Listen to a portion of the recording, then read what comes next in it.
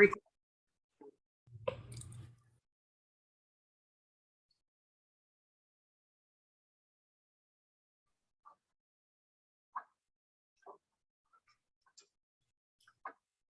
right, good afternoon, everyone. Thank you for joining the Virginia Energy Efficiency Council today for our webinar, The Ins and Outs of Energy Performance Contracting.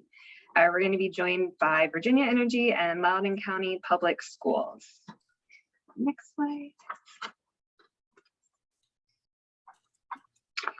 Just a quick introduction in case you're new to who we are.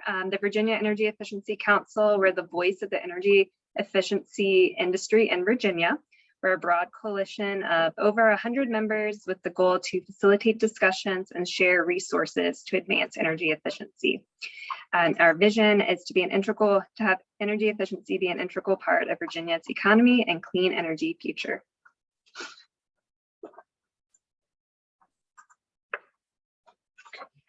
As a reminder, there will be time for Q&A at the end of today's presentation.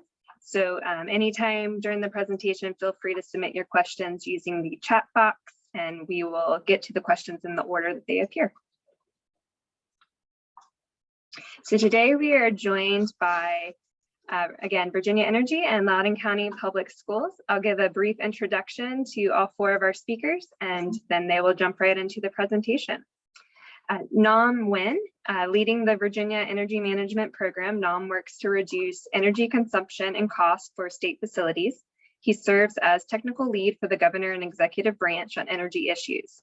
Nam promotes renewable energy projects for public facilities across the Commonwealth. He and his team serve state agencies and localities to help reach energy efficiency goals through energy savings performance contracting program. They also ensure the grid is secure during peak times by working with state facilities that can go off the grid when demand for electricity is high. Nam joined Virginia Energy with 20 years experience in the electric utility industry. Nick Collier, he is the energy manager for the Virginia Department of Energy and manages a variety of clean energy, renewable energy, and energy efficiency initiatives and programs throughout the Commonwealth, working with state agencies and public bodies to address energy needs. Nick has been a member of the Virginia Energy, Renewable Energy, and Energy Efficiency team since 2014, working with public and private entities to introduce and develop clean energy, sustainability, and energy efficiency programs and opportunities. The REEE team manages the state's energy savings performance contract projects and assists customers across the state to enable and manage the ESPC process. Michael Burinsevich has 36 years of experience in the energy industry. He spent 16 years working with Dominion Virginia Power and has been in Loudoun County for 20 years. Early in his career, he worked for NASA at Langley Research Center and served as a BOMA Tidewater Region Vice President. Michael is the contributing author of the Greenhouse Gas Protocol for the U.S. Public Sector, published by the World Resources Institute. He currently serves on the board for the Virginia Energy Purchasing Governmental Association and has served as chair of VEPCA's Energy Efficiency and Conservation Committee. In addition, he's a member of the Metropolitan Washington Council of Governments Climate, Energy, and Environmental Policy Committee. He also chairs the National Capital Chapter of the Association of Energy Engineers Community Service Committee.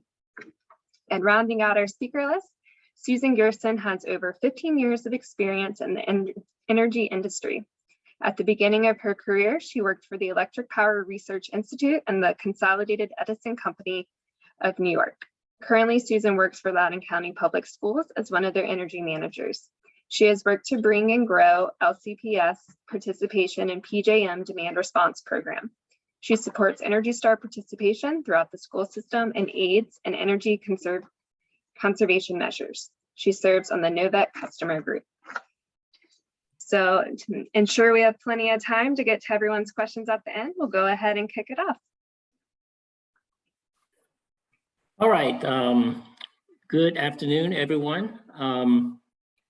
First, I would like to thank the Virginia Energy Efficiency Council for giving us this time and platform to present this information. And particularly Jessica, who's been working with us for the past several years and been a great supporter of the program. And I also want to thank all of you in attendance because this is an important issue, particularly now with rising energy costs. It's critical that we redouble our efforts on energy conservation and energy efficiency programs such as the energy savings performance contracting. The program that we offer in Virginia started in 2001. We have completed almost 300 projects across the 20 years and have saved collectively for state agencies and localities over $1 billion in that time period, which at the time we were only the second state in the US to accomplish that feat. And I think the keys to the successes that we've had is obviously having experienced and dedicated resources to the program. Nick, who you will hear from a little bit later, but we also have Charlie Barksdale. And those two program managers are full-time dedicated to this program and provide technical support at no charge to our customer. The other keys to success is we provide a statewide contract that is a cooperative procurement vehicle. So it streamlines the procurement process, and that's really the heavy lift, and it reduces not only the effort to do solicitation, but it also reduces the time requirement to get the project going as well. And part of our contract is a requirement for guaranteed savings and annual measurement and verification. So there's established process and guidelines that Nick and Charlie will help our customer through the process. We have a strong group of pre-qualified energy services companies we call ESCOs. Our partnership with many of the ESCOs go back to the beginning, over 20 years. So that strong relationship really helps us in implementing some of these projects and resolve any issues that may come up. And not only that, we have strong relationships with state energy managers and localities energy managers as well in doing other types of projects and just in other energy projects as well. So I think collectively with all of that, it's really enable us to put forward a really strong program, and we can draw on our experience from previous projects. And we've done, any projects you can imagine in the 20-year time frame, K through 12, universities, hospitals, laboratories, correctional facilities, military bases, highway LED streetlight projects, and on and on and on. There's probably not a project that we haven't encountered and or our energy services companies can't manage. And then lastly, just having a relationship with organizations like the Virginia Energy Efficiency Council that really supports us and helps us engage with the community and folks like yourselves to, not only provide the education, but to promote the programs and get the resources that you need. So with that, I'm going to turn it over to Nick Polier, our ESPC program managers, to give you some more information in detail. Nick? All right, thanks, Tom. Appreciate it. And echo Nam's thoughts. Thanks to VAEC for the opportunity, and like to welcome everyone here. Again, I'm Nick Polier. Charlie Barksdale is here. He's in the meeting. He's having an issue with his microphone. So he probably won't be able to voice anything, but he's here in attendance as well. Next slide, please.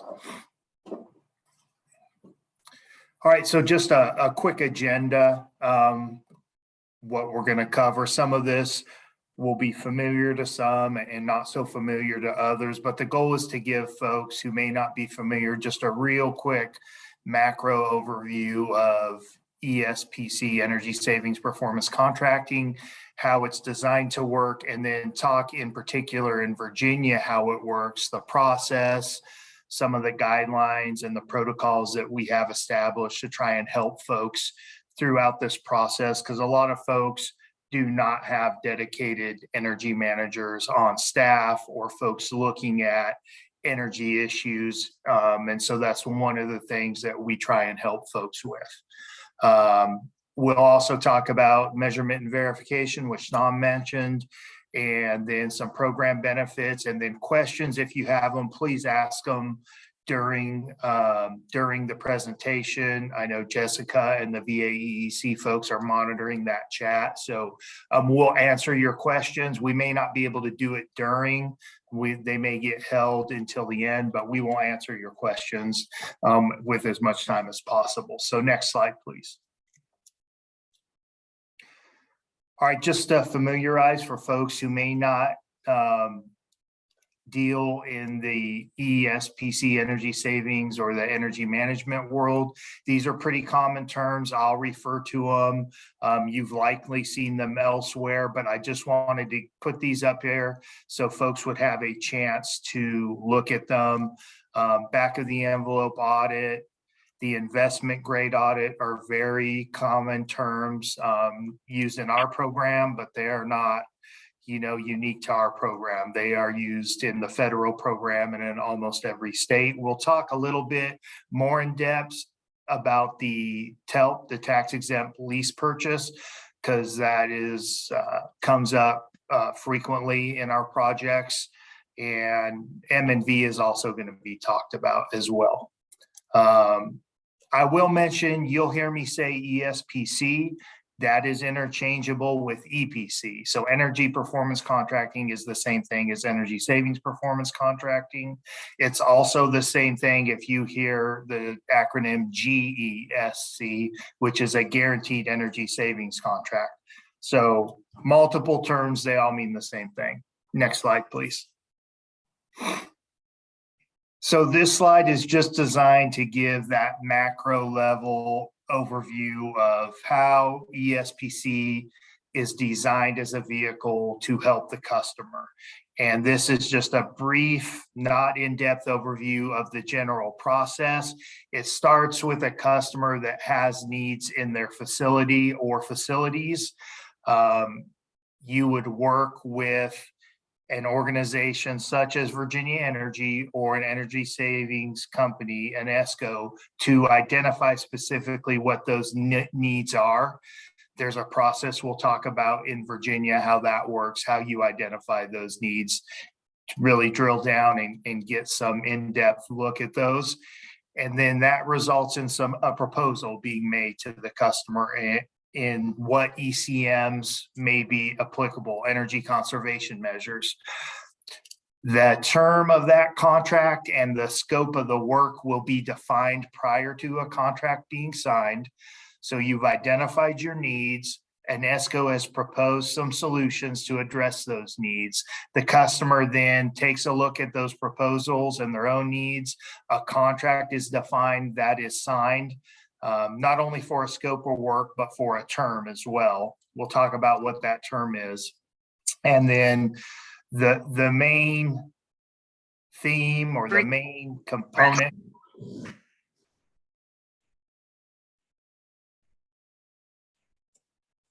Sorry, Jessica, I was muted. Did you need to say something? No, please continue. Sorry about that.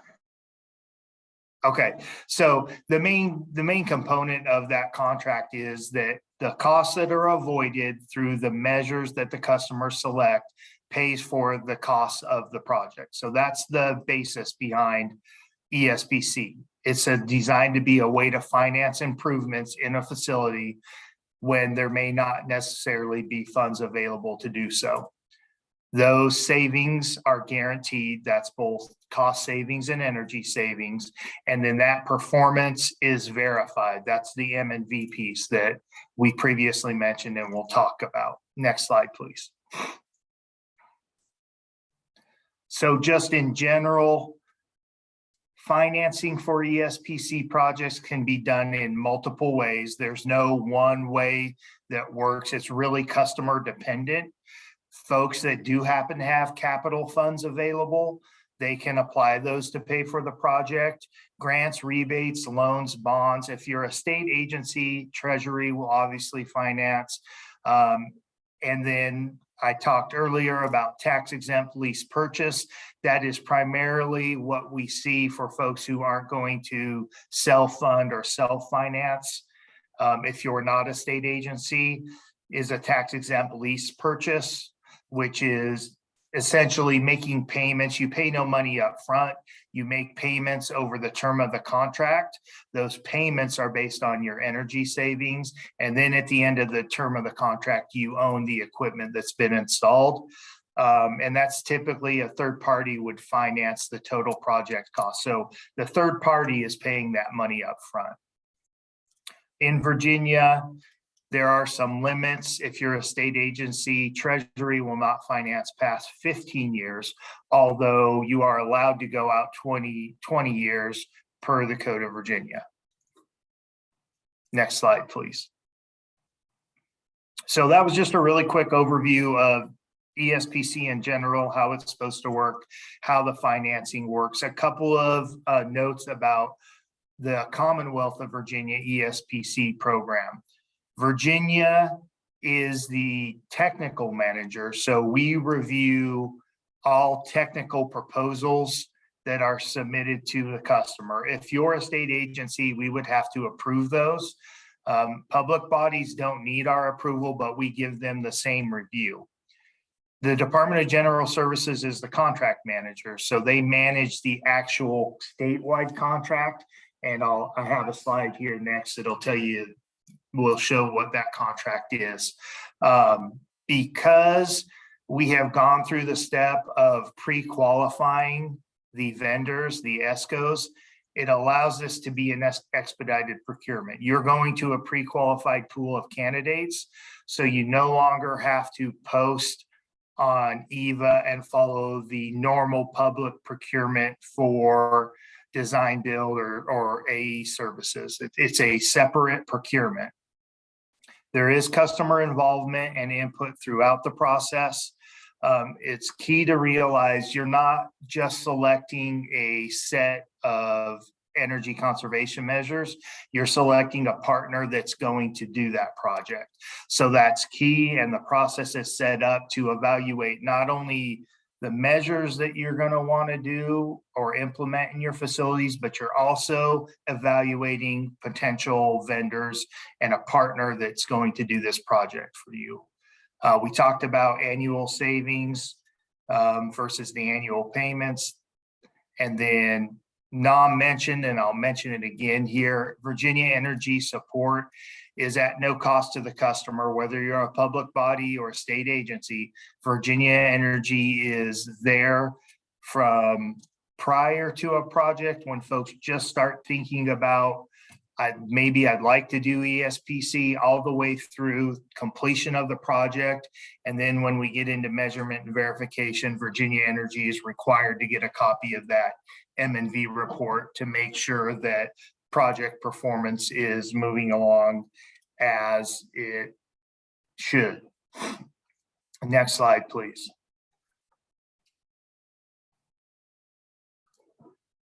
So I mentioned our statewide contract. You can see the contract number. You can look this on the eva.virginia.gov portal if you want to.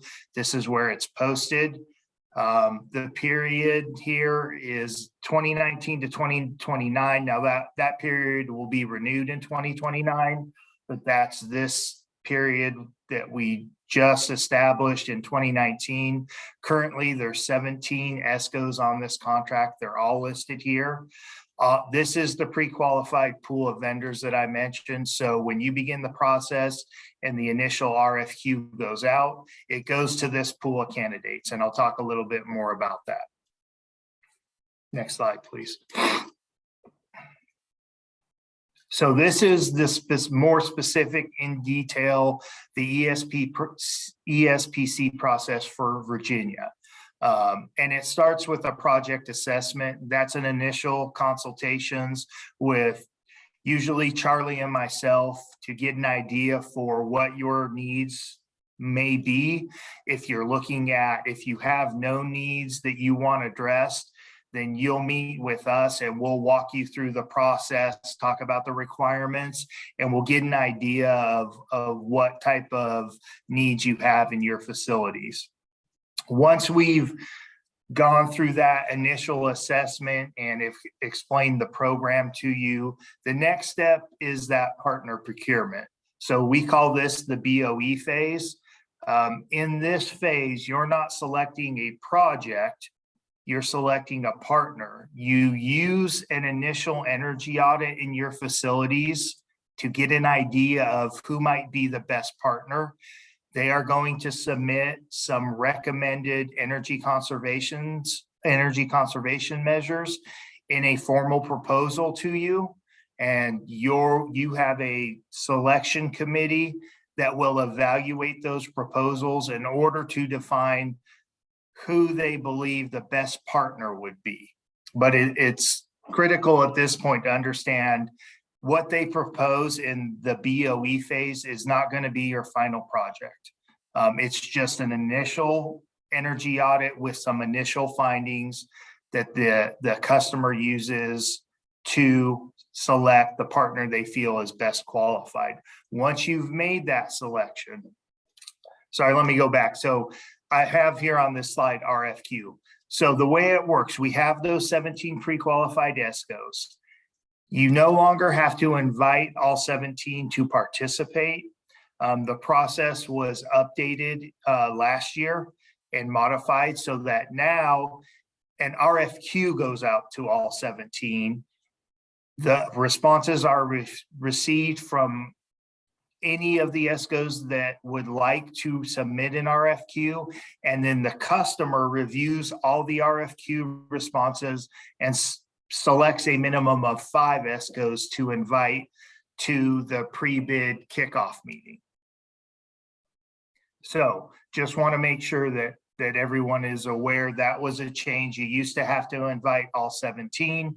Now you send out an RFQ, evaluate those RFQs, and select a minimum of 5 to invite. Once you invite folks to the BOE, you go through that BOE process, you select a partner, then you begin project development. And that's the investment grade audit phase. And that's when you really start defining what your ESPC project is going to look like. It's much more in depth. They're going to be in your facilities more than once. They need to come in and get a very accurate understanding of not only the facilities, but how you intend to operate them, how they are supposed to be operated for whatever business is taking place inside of them. At the end of that project development phase, that will result in a final proposal.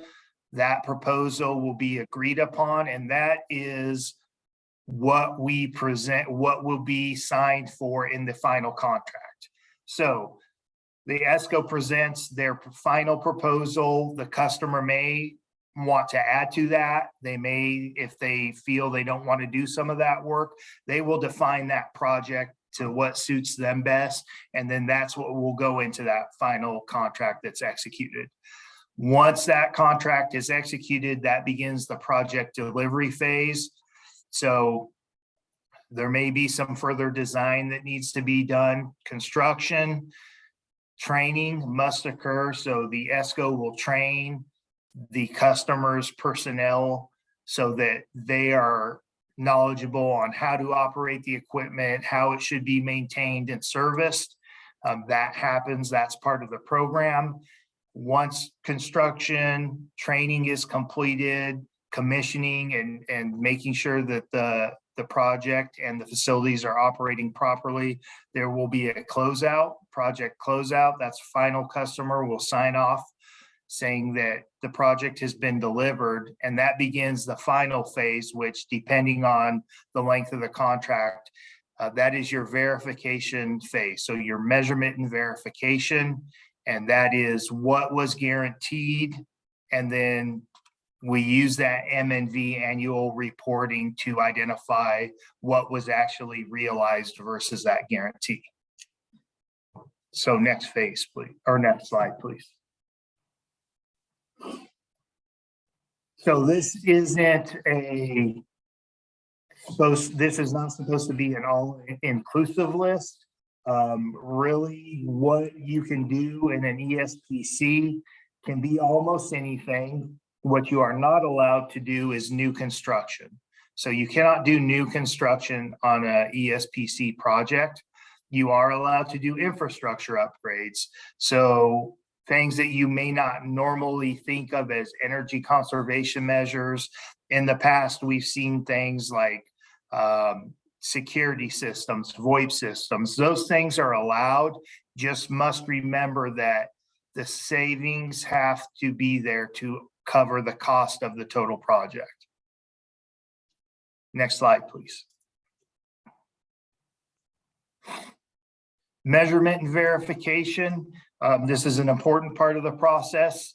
And so the graphic there, really the main point behind, you see phase 3, phase 4, and phase 5. The point to that graphic is that you are developing the MNV plan, how that's going to work, what it's going to look like for the customer. That is happening as the project is being developed.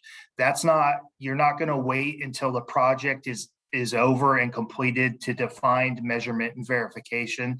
That is something the ESCO will work with you to determine during the project development process. And everyone will be on the same page in terms of knowing, okay, this is what my MNV is going to look like. This is how we're going to measure these savings. This is how it's going to be presented. This is when it will be presented. So all that will be understood and agreed to prior to the project being completed. In Virginia, measurement and verification is mandatory for the term of the contract or until the contract expense is satisfied and paid off. MNV explains the how. How did you achieve the savings? MNV is going to tell you how and if you did. We will review it again. Virginia Energy is required to review that. And in cases of project non-performance, so it has happened in the past, not often, but we have had some projects that did not meet the guarantee, then it falls upon the ESCO to figure out why the guarantee was not why the guarantee was not met, and then to make the customer whole in terms of making up the difference between what was guaranteed and what the shortfall was. Next slide, please. Nam touched on this earlier. We've done projects in just about any type of facility you could think of, and some you might not, like recreational facilities, outdoor parks, athletic fields, those kinds of things. Next slide, please. So I won't talk about this too much. This is on our webpage at energy.virginia.gov. This just tracks our performance by year. And then our 3-year, you can take a look at who we've done projects with over the previous 3 years. Next slide, please. So this just to give folks a visual of how the savings and the the energy savings with an ESPC works. On the far left, you see that green bar graph. So that's before ESPC. That's your utility bill. So all your money is going to the utility bill while you're in the project performance phase. So the contract term, your utility bill has been lowered because you're no longer paying as much to the utility company because the energy conservation measure should have lowered your energy bill. So now that difference, the payment part of that difference now goes to the ESCO, and then you may realize some energy cost savings on top of that. That would be anything additional above or beyond. Once payment to the ESCO is satisfied, goes directly to the customer. And then once the project is completed and you're no longer paying for the project, then you're realizing the full energy cost savings. Next slide, please. Couple of highlights here. No low bid. So if customers have specific equipment they want in their facilities, they're allowed to specify that. No change orders on behalf of the ESCO. Customers can initiate a change order, but ESCOs cannot.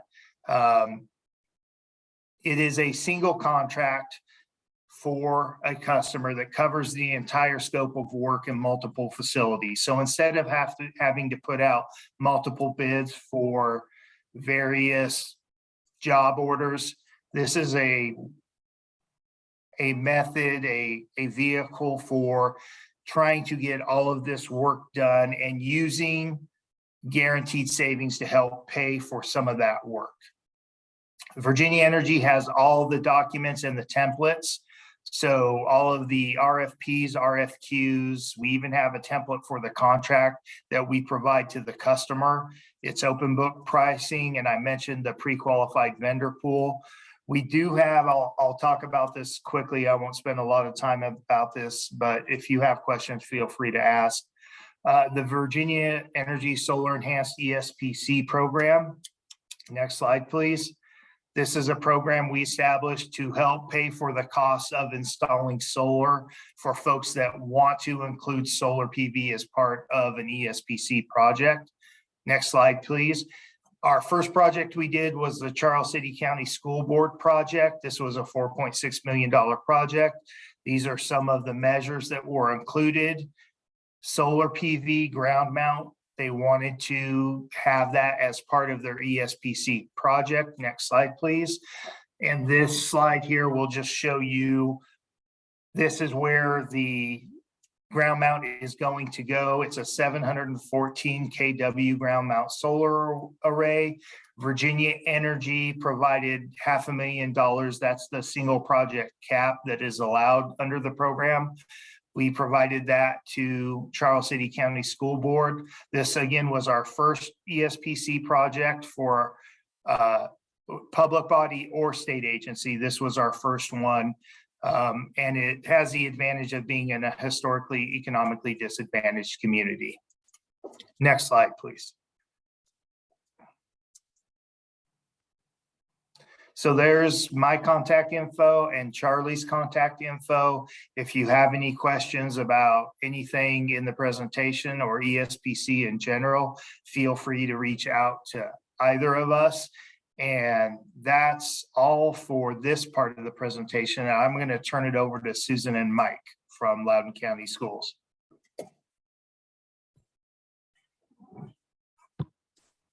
So I just want to start with making sure everybody can hear us.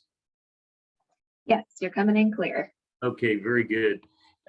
So thank you. We're grateful for the opportunity to deliver the Loudoun County Public Schools story and share with you our experience to date with the ESCO process that is available to us through the state of Virginia, through Virginia Energy.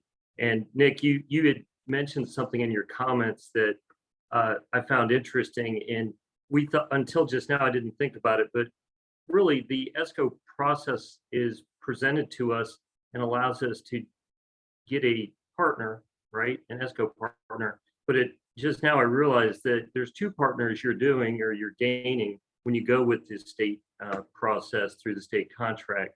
And that is the Virginia Energy becomes your partner also. And you'll hear us mention in our comments that really how important that is, knowing that there's somebody there to provide us with professional guidance, technical support, and even, you know, getting us through the purchasing department processes is helpful. So next slide. And so we tried to encapsulate our comments into, 6 pertinent components. So as you hear what we have to say, we're going to try and structure them along this architecture that we've presented here. Next slide. So just to give you a brief update of who we are, we're located in northern part of Virginia, and we're about 500 square miles. You can get from one end of the county to the other about an hour given traffic time.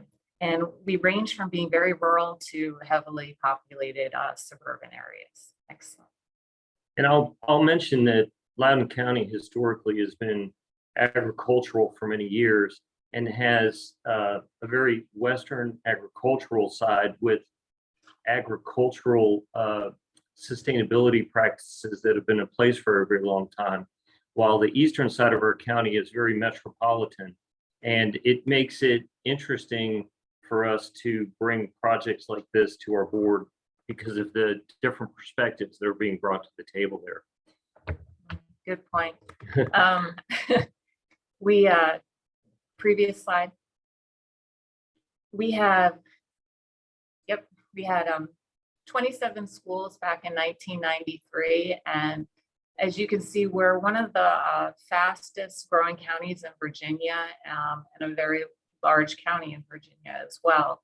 The graph to the right shows our growth over the last 30 years. We went from about 30 schools to almost 100 schools. And this just helps put in perspective the range of what we're dealing with. Some schools built in the 1920s all the way up to opening up this year. We felt it was important to put this data in here, and that's to show that having data at a detailed level is going to be very helpful to you as you go through the development of projects. Having this data allows you to pick and choose. Really, one of the main things is where the program can be most effective within your portfolio of buildings. Next slide. And here we just have another example of growth. This is the student enrollment since 2001, and we've doubled that, and it's just another expression of how we've gone from 27 schools to close to 100 facilities now and about 13 million square feet of space. Next slide. So we got to the process where we needed to review what our next steps were. Beginning our existing program back in 1993, LCPS instituted an energy conservation program where we really were very successful in managing our energy growth through conservation. But as changes came with Energy Star and the new guidelines for how they reviewed K through 12 schools, we realized that we also internally needed to review what our next steps were. We needed to think about what our investments would be going into the futures, what new technologies we wanted to work with. We went from previously having over 70 Energy Stars a year to, under these new guidelines, going down to 15 to 20. And we knew that we wanted to keep with the Energy Star program. So that led us to working with Virginia Energy and reaching out to work with UNESCO. And in essence, we've pressed the savings that you could achieve through conservation to about 28 to 30%. And there's always room for improvement there, but we were no longer going to be able through conservation to bring our EUIs or energy use indexes in our facilities down without significant financial investment in energy efficiency. And the ESCO program provided us the opportunity to do that. And we're going to share some details in that. And two drivers in that are also a sustainability perspective that is being brought to the school system. Our public, our students, our board, and our community is very interested in the relationship between these energy use reductions and impact on the environment. And, over the years, we had some institutional expertise to do some small retrofits internally, but just with most organizations, you lose that and there's turnover. So putting in place a relationship with a company that could handle the growth and aging of our facilities was important. Next slide. So on the previous slide, we talked about our capital improvement plan as part of new construction. This is something that is reviewed and updated on an annual basis, and we do make adjustments to it to reflect new changes. But this shows a snapshot of what our expenditures would be in about a 6-year time slot, and you can see how it's diversified. Now, this is all what was going to happen even if we weren't working with an ESCO. Next slide, please. So why Virginia Energy? And I think that really that perspective arose earlier is Virginia Energy is your partner. They have an existing process, pre-qualified vendors, a history of success, and a key component is the guaranteed savings for us. And then M&V. And then keep in mind, there's a charge for M&V. M&V is something you don't have to do, right? If you want to avoid that additional expenditure, but you may choose to do. So it's a flexible item that's available to you. And then there's also ongoing maintenance contracts. So if you're finding in your organization that you need support to maintain equipment and so forth, that can also be incorporated in your contract. Next slide. So this is just a little bit about how we proceeded with the Virginia Energy process. Back in 2019, LCPS initiated a back of the envelope audit. And we chose a middle school that we had, specifically because it was one of our better performing schools. It had a low EUI. It had a staff that was very energy conscious. And it recently also just had a new roof put on. So we thought this would be the perfect school to do a pilot program with an ESCO and see how they could perform there. What sort of energy savings could we see at one of our better performing schools? So we did invite, back in 2019, I believe there was only 15 pre-qualified companies, but we did invite them all.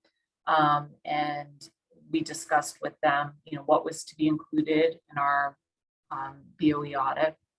And then we also did a lot of internal preparation for that meeting where we pulled together, as it says, the utility data for the past 3 years, the drawing for the buildings. And we had a meeting with everybody where we shared this information and asked them to return to us. 5 ESCOs returned to us, and internally LCPS has an advanced energy task force group. And this team is comprised of members from the facilities as well as the construction team. And we met and we reviewed all of the audits, and we made a suggestion to our board on who we would like to proceed with. We selected CMTA Energy Solutions. So the back of the envelope is just a picture of what their potential and their capabilities are. And you use that as the script to determine which of the 5 or more companies you may want to do business with. It gives you a picture of what they're capable of and who they are. And you also have an interview process that allows you to make that selection. And so once you do that, as Nick had mentioned earlier, you advance to an IGA. I don't think what was mentioned is that the investment grade audit you're not committed at the investment grade audit level for anything other than paying for the investment grade audit should you choose not to move forward. That's an important point. So the worst thing that can happen is you're going to end up with an investment grade audit for one or more of your facilities that you have paid for that gives you some insight into your facilities. But if you move forward, then they roll the cost of the work that was done to develop the investment grade audit into your final contract. Next slide. So we had to create a plan that would include the rest of our schools. And these are some of the steps that we did take working with our ESCO together. We needed to develop a multi-year phased approach that was going to target all of our schools and incorporate what we have already planned out in our capital improvement projects to be encompassed with the ESCO work. And this was done based on the success of the initial BOE. We figured if they could produce savings, or if we could produce savings together in implementing ECMs at Simpson, well, anything with a higher EUI, we should be able to do even better. Next slide. And what's unique about Loudoun County Public Schools, our decision was not to lease or finance over time or take loans that would be paid for with savings. When we looked at the funding that was available in our CIP and our CAP, we made a proposal to conduct these retrofits in phases, multi-year phases, in conjunction with work that had been planned already anyway. So for Loudoun County Public Schools, we make these payments up front and we start seeing the savings from day one. Next slide. So there are numerous benefits to selecting an ESCO and developing a partnership with them. I mean, we cannot speak enough about how wonderful it's been to have expertise from the beginning stages of designing right down through the implementation and the closing out of different phases. We also really enjoy having the M&B piece to show us the guaranteed savings. That's been very helpful to show to the school board, to the community, and we also just see it reflected in our own internal data collection with utility bills. And it was reassuring for us to have a company that has had experience, particularly in schools, understood the educational environment, understood that the work that had to be done would be around classroom time. Sure. And other activities in our schools. And they've, here we have a picture also, there's little surprises. In our case, our ESCO, we had a student environmental action showcase one evening, and our ESCO agreed to come and set up a table, and members of the company of CMTA in this case, this is way beyond just saving energy, right? We're impacting the future, and we're all working to do that together. Next slide.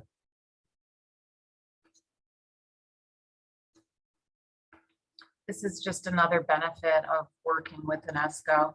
They also provide staff training for us. Solar is relatively new to LCPS, installing solar arrays on our roofs. And CMTA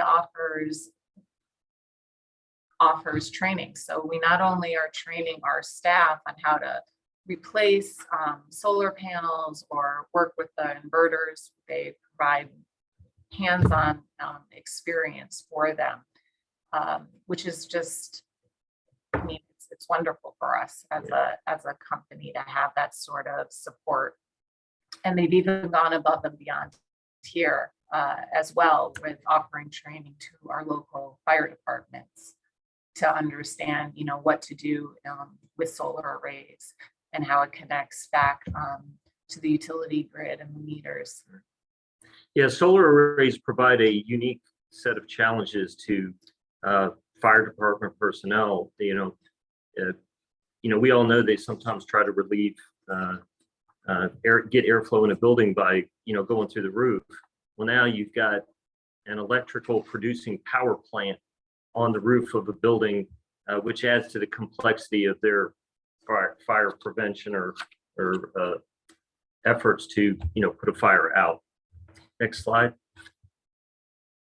We'll go through the next slides quickly. These are just to illustrate the different phases that we've worked through to date.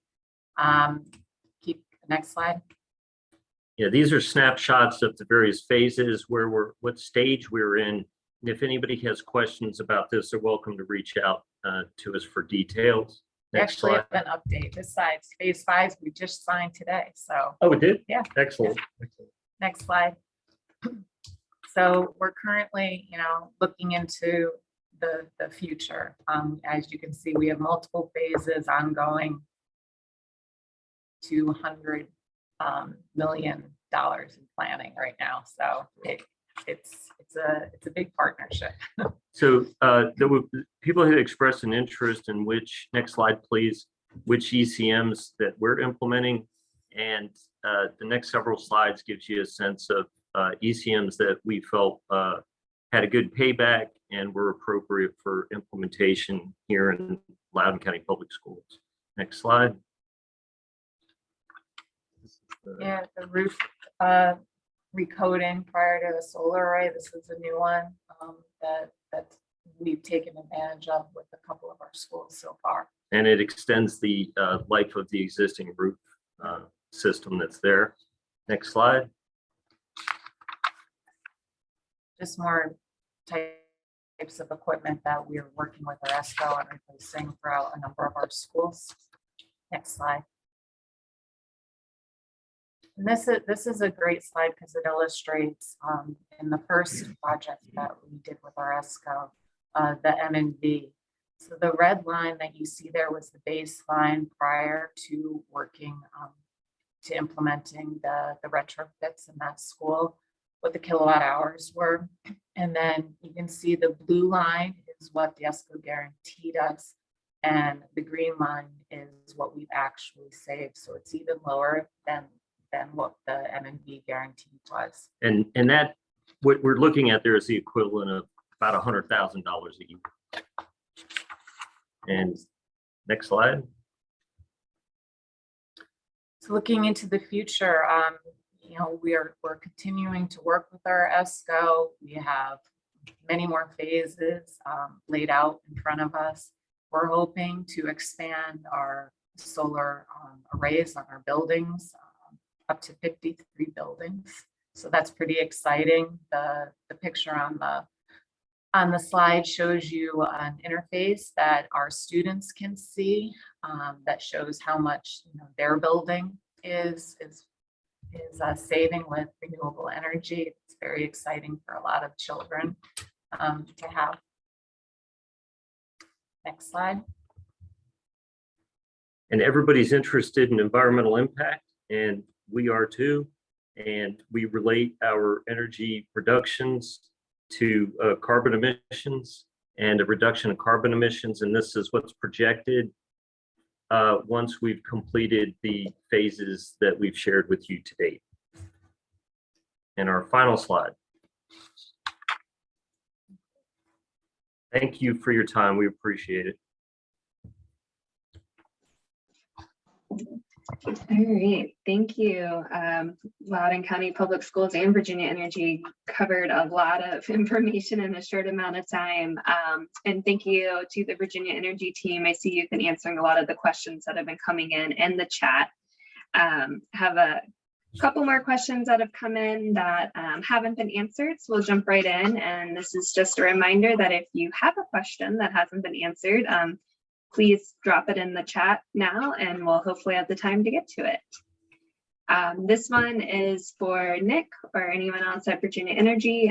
As a state agency, what are the requirements to measurement and verification? The requirement for state agencies, well, really for public bodies, if you use this process, is it has to be in place for the life of the project or until the contract cost is satisfied. So typically those MNV reports happen on an annual basis, although the customer does have the ability, if they would like to have, typically after project is newly completed, they may want like a 6-month MNV report to deliver to a board or a stakeholder group just to get an early look at project performance. But customer has the ability to define that, but it's typically delivered and required on an annual basis. Thank you. Another one for the Virginia Energy team. New energy performance contracting legislation was passed this year. What exactly does that change? So what that legislation did was it added roof replacements back into ESPC projects. It had been allowed up until 2017. In 2017, the language was changed and roof replacements were no longer allowed. They were added back in so that customers that have a need, which does happen quite frequently, to replace a roof as part of an ESPC project are now allowed to do so. They just follow the cooperative procurement, competitive procurement requirements that are already in place for ESPC. Okay, and I think we'll have time to squeeze in this last question that came through. Can you please contrast energy savings performance contracts with UESCs? So a utility energy savings contract, typically those happen between the federal government and companies. So the state of Virginia itself does not have a UESC because we can't make that agreement. The federal government will make that agreement with large consumers, and it's the same general scenario, same concept. It just happens on a much larger scale at the federal level.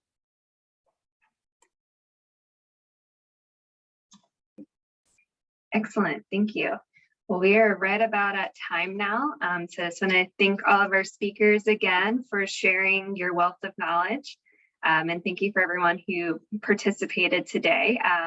I'd already sent out the slide deck. I'll send that again along with a link to the recording of this webinar.